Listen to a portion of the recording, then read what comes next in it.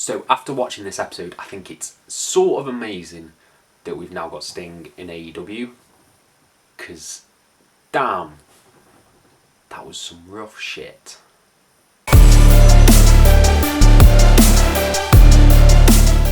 Hello and welcome to FTTR, I am Ian McQuaid, and today we are talking about WWE Untold, Sting's Last Stand. Now, I did a review of the Edge and Mick Foley one, which you can check out right now. Edge and Mick Foley, Untold. But today we're talking about Sting and Seth Rollins, their match at, I believe it was Night of Champions, I can't remember if it was Clash of Champions or Night of Champions. They're both the same thing, in my opinion. The match for the WWE World Heavyweight Championship. And yeah, this documentary sort of chronicles Sting's return at WrestleMania where he faced Triple H and sort of the way he got to the match with Rollins and the eventual injury that would cause Sting to retire. Air quotes. Now, I thought this documentary was really interesting because this was a time in WWE where I was not watching. I'd been turned off by the product. I get that Seth's cash-in sort of brought a lot of new eyes to the product, but it wasn't me, unfortunately, so I didn't get to see the return of Sting at Survivor Series. And yeah, the injury, that's the main crux of this, and the way it plays out in the match. A fair chunk of this documentary focuses on that match with Rollins and the sort of physical implications that happened due to the buckle bomb. It was quite harrowing to watch, in that I really felt for Sting, even though I know he's okay because, you know, he's doing crossbodies at Daly's place and stuff. It's a really harrowing watch. It's something that I wasn't expecting to go as deep into the injury as it did, especially considering sort of all the wellness issues that WWE have had in the past. But they really explore how that affected Sting in the match where he's saying he can't feel his legs, paired with the footage from the match where he can't get up. It's a really rough situation and it's a bit uncomfortable to watch, but I feel like those are the documentaries that, you know, they sort of stick with you. And seeing Rollins and his sort of history with Sting, watching Sting in WCW as a kid, getting to have this match and then it turning south, is really quite heartbreaking.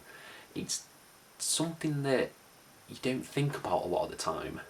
I like that the WWE Untold sort of take the person behind the character. Like, these are not in kayfabe like some of the WWE Chronicles are. This is completely genuine, and seeing Rollins really seeing his heart break at the fact that he's done this to Sting is just, it's really sad. That's the big chunk that I really loved. The rest of it, the build-up, it's exciting to see, you know, Sting at the Rollins title ceremony, how he's in the glass, he's not even in a glass case, he's on a plinth, covered up on a plinth, and the pop that he gets is huge. Same with him at Survivor Series. It's I don't really know what else to say about this. It's very cut and dry documentary, this one. It's not as sort of intrusively damaging as some Dark Side of the Ring documentaries, but it gives you just enough sort of insight into the incident that it makes you want to watch more and sort of dive a bit more into that run. At least me, I want to go back and watch some of the Sting return segments in their entirety. So it succeeded in that regard. Whether this is sort of the most blow away documentary that they have on the network, I wouldn't say that. I'd say it's perfectly serviceable. It's serviceable, but the chunk about the match is 5 out of 5. I really love that. I really love that section. The rest of it, cut and dry documentary, run-of-the-mill WWE network.